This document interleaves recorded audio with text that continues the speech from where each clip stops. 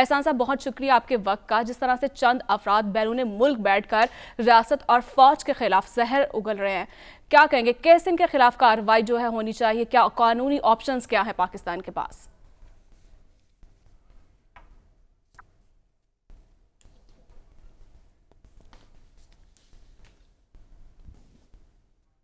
जी जी, एहसान साहब सुन पा रहे हैं? जी, अब आइए, आपकी आवाज आई है। जी, बिस्मिल्लाहिर्रहमानिर्रहीम। आपका बहुत शुक्रिया। जिस कॉन्टेक्स्ट में आपने बात की है, मैं जरा उससे बड़े कॉन्टेक्स्ट के अंदर बात करता हूँ। और वो बात यह है कि पाकिस्तान का क्रिमिनल जस्टिस सिस्टम हो या दुनिया का कोई जी भी क्रिमिनल जस्टिस सिस्टम हो, उसके अंदर एक चीज बड़ी वाज़ेह है कि अगर कोई शख्स जो है वो उस मुल्क के अंदर रह के या उस मुल्क से बाहर रह के उस मुल्क के किसी लॉ की वायलेशन करता है, तो उसको जी इन्वेस्टिगेट भी किया जा सकता है, उसको प्रोसिक्यूट भी किया जा सकता है और उसको कॉन्विक्ट भी किया जा सकता है। और ये दुनिया के जितने भी दो बड़े क्रिमिनल जस्टिस सिस्टम जो काम कर रहे हैं इस वक्त, जो एक सिविल लॉ जस्टिस सिस्टम के नीचे है और दूसरा कॉमन लॉ जस्टिस सिस्टम के नीचे है, वो एक चीज है जी। दूसरा इस चीज के अंदर ये है कि ये जो आपने जिस ट्रायल्स की तरफ इशारा किया है कि उनको प्रोसिक्यूट होना चाहिए, बिल्कुल होना चाहिए। हर वो शख्स जो है जो पाकिस्तान की सिक्योरिटी के मुतालिक बात करे या पाकिस्तान के सिक्योरिटी इंस्टीट्यूशंस के मुतालिक बात करे या पाकिस्तान के अंदर रह के बड़ा हीनियस किस्म का क्राइम करे और उसके बाद एब्सकॉन्ड कर दिया जाए, तो उसको लॉ के अंदर प्रोसिक्यूट होना चाहिए। और हमारे लॉ के अंदर जो है ये चीज बड़ी वाज़ेह इस चीज के अंदर लिखी गई है।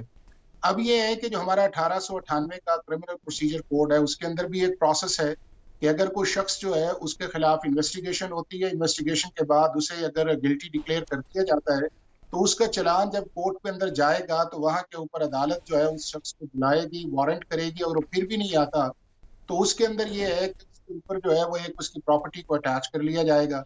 फिर एक सेक्शन 512 है जिसके अंदर ये है कि एविडेंस उसे रिकॉर्ड किया जाएगा, प्रिजर्व किया जाएगा। ये वो मैं बात कर रहा हूँ जो ऑर्डिनरी है, जिसके अंदर ये हाफिज है कि साहब, हाफिज साहब, बैरून मुल्क बैठे हुए प्रोपेगेंडा करने वालों के खिलाफ एक्शन करना तो चलें, तो उसमें तो बड़े मसाइल हैं। उनके खिलाफ कोई एक्शन लेना या उसको परस्यू करना उस मामले को, हम तो अंदरूने मुल्क बैठे हुए लोगों को अदालतों में ले जाकर उनको सजाएं नहीं दिलवा सके। माजी में हमने देखा बड़े हाई प्रोफाइल मामलात में। तो ये नहीं असल नहीं में मामला, ये असल में रुकावट है कहां पे? नहीं, मैं पहले आपके पहले चीज पे आ जाता हूँ, फिर मैं उस पे आ जाता हूँ।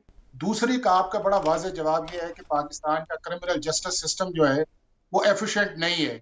और पाकिस्तान का क्रिमिनल जस्टिस सिस्टम के जितने भी इसके अंदर सारे ऑर्गन्स हैं, चाहे आपकी इन्वेस्टिगेशन है, प्रोसिक्यूशन है, आपका जुडिशरी है, इसके अंदर बहुत सारी काम करने की गुंजाइश है ताकि हमारा ये सिस्टम जो है वो स्पीडी जस्टिस के तौर पर काम करे। और हमारी जो रैंकिंग दुनिया के अंदर इतनी लोएस्ट आई हुई है, या हमारा कन्विक्शन लेवल जो 5% से ऊपर नहीं जा रहा, उसके अंदर बेहतरी आई, इसमें तो कोई दो राय नहीं है। जी और अगर ब्रॉडली देखा जाए तो पाकिस्तान के अंदर साल साल से जो है वो क्रिमिनल केसेस चलते रहते हैं।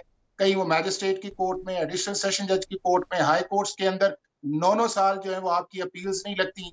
इसी तरह सुप्रीम कोर्ट ऑफ पाकिस्तान के अंदर है। तो हमें इसके अंदर ड्रास्टिक जो है वो चेंजेस करनी चाहिए ताकि इस मुल्क के अंदर एक कॉन्सेप्ट ये आए कि अगर कुछ जुर्म करता है तो उसे सजा मिलेगी, और अगर जुर्म नहीं किया तो उसके केस का फैसला भी जल्दी आएगा और उसके साथ साथ एक डेटरेंस भी आएगी। हाफ़ साहब ये जो फरमाइएगा, हाफ़ साहब ये फरमाइएगा, जिस अभी आपने बताया कि जो पाकिस्तानी कुछ अफराद जो बाहर चले जाते हैं, वहाँ बैठकर पाकिस्तान के ख़िलाफ़, अदारों के ख़िलाफ़ जो है वो कीचड़ उछालते हैं, बेबुनियाद घटिया बातें करते हैं, इल्ज़ामात कर लगाते हैं मनगढ़ंत।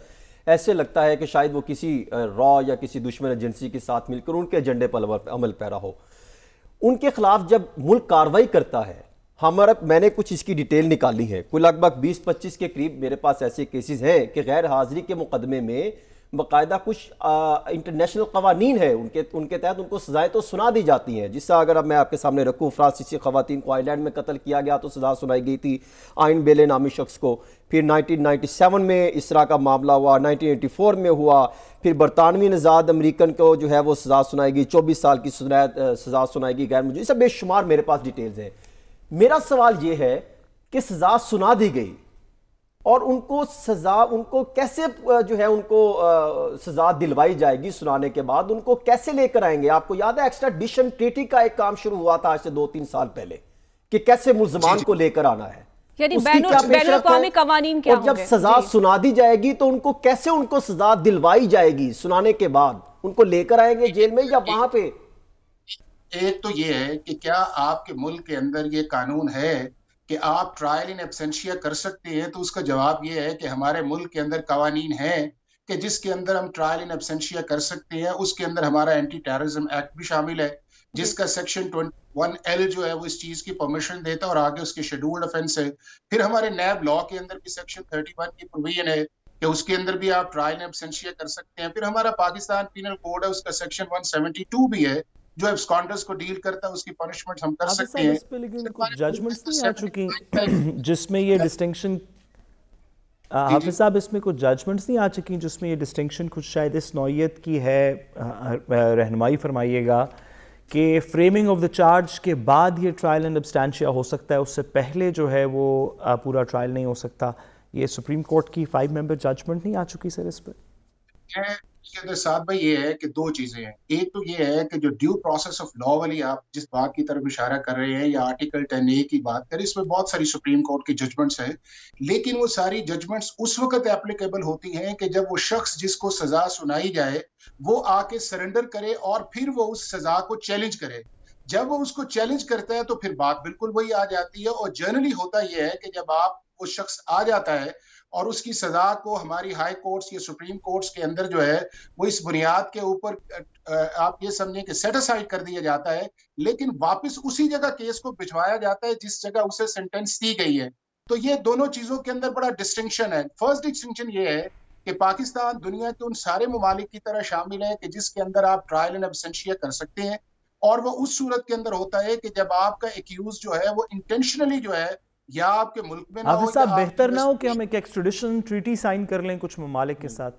अच्छा नहीं, अब मैं अगली तरफ आ जाता हूँ। साथ में जो आपका सवाल वो ये है कि जब हम इस फेज 1 को हम क्रॉस करते हैं और दुनिया के अंदर ये है कि अब ट्रायल इन एब्सेंशिया जो है जिसमें यूनाइटेड स्टेट्स भी है, यूके भी है, आपका इटली भी है, स्विट्जरलैंड भी है, आपका इंडिया स्पेशल उन्होंने CRPC के अंदर अमेंड किया, उस चीज के अंदर बांग्लादेश ने इसको किए, उसके बाद आपका ईरान है, चाइना, ये सारे। अब उसका अगला जो ट्रायल एंड एब्सटेंशिया से बंदा तो वही रहेगा ना, एक्सट्रेडिशन ट्रीटी साइन कर लें, बंदे को वापस ले आएंगे।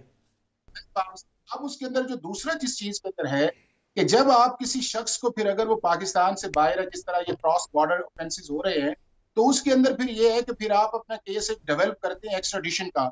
और जब आप एक्स्ट्राडिशन के अंदर जाते हैं तो दो चीजें बड़ी इंपॉर्टेंट होती हैं कि आपको वो चाहिए क्यों, और अगर उसके खिलाफ कन्विक्शन आती है तो आपका केस उसके अंदर स्ट्रॉन्ग आता है।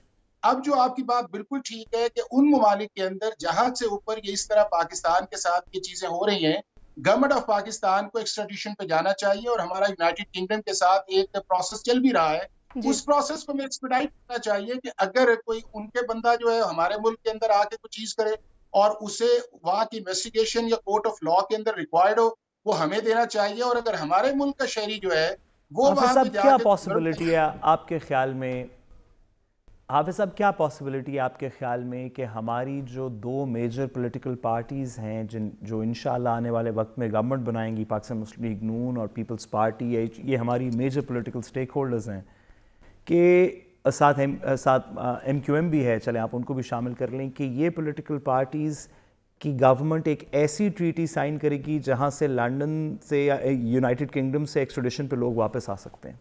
आपको क्या लगता है?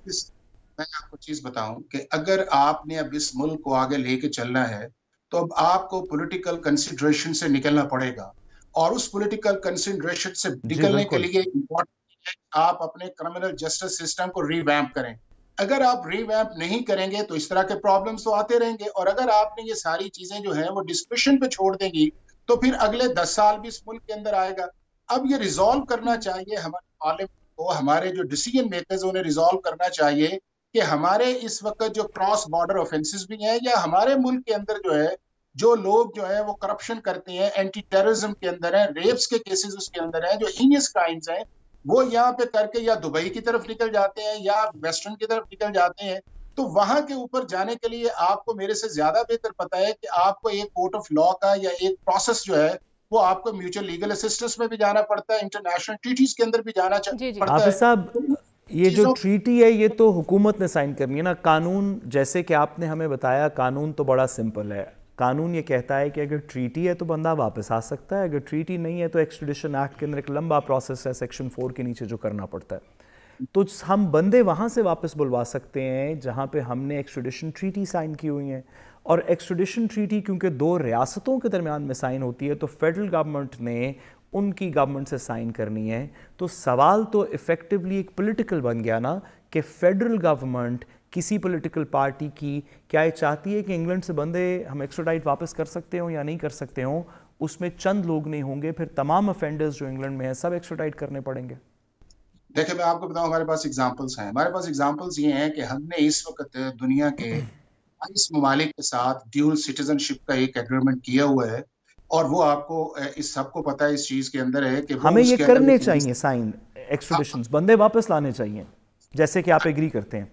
अब दूसरा उस चीज के अंदर ये है कि जहां जहां के ऊपर इस तरह के ऑफेंसेस या इस तरह जहां के लोग जो है वो बैठते हैं, वहां पे एक्स्ट्राडिशन जो है वो करने चाहिए। लेकिन इसका एक और इम्पैक्ट भी है। वो इम्पैक्ट ये है कि जितनी देर तक आप अपने एक्स्ट्राडिशन की तरफ तो जाएं, लेकिन आप उस प्रोसेस को तो ना रोकें ना, कि अगर आप एक मुल्क के अंदर जो है एक शख्स जुर्म करता है या मुल्क से बाहर जुर्म करता है और वो सिर्फ इस वजह से स्पॉट फ्री रहे कि हमारा उसके साथ एक्स्ट्राडिशन नहीं है, आप अपने लॉ के प्रोसेस को करें। उस प्रोसेस को करने के बाद, और मेरा ख्याल ये है कि जब आप लॉ का प्रोसेस करें। बहुत शुक्रिया एहसान अहमद साहब आपके कीमती वक्त का।